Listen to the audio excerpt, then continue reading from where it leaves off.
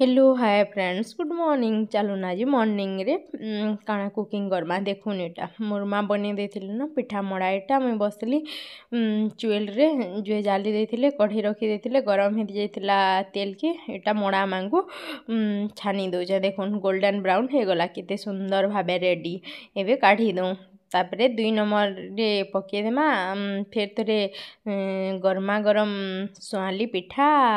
देखुन देसी स्टाइल रे पिठा मड़ाटा हे जाइए केते सुंदर दिसुचे जे एबे देखुन पिठा मांगू गोटे पर गोटे पके दउचे केते सुंदर भाबे गोटे साइड गोल्डन ब्राउन हे गले आरे साइड के उल्टे देमा पूरा पूरी पिठाटा रेडी हे जिबा देखुन केते सुंदर दिसुचे जे काकरा पिठा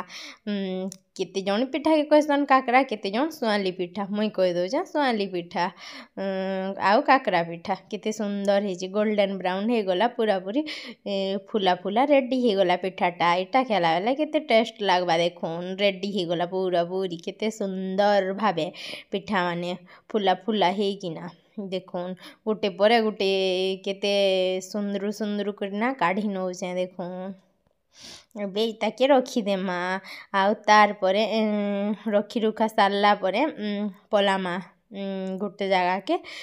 फिर गोटे कुकिंग करबार लगी गैस निके देखुन हेटा पिठा पूरा केते सुंदर भाबे गरमा गरम ठंडा हेबा बोले टिके रखी दिया हेचे चांगरी रे केते सुंदर दिसुचे जे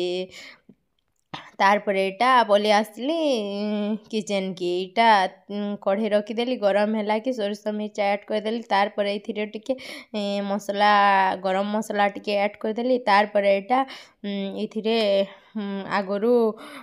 कोबी आउ आलू सिझा करी रखा हेतिला देदेली तार पर नून हल्दी देदेली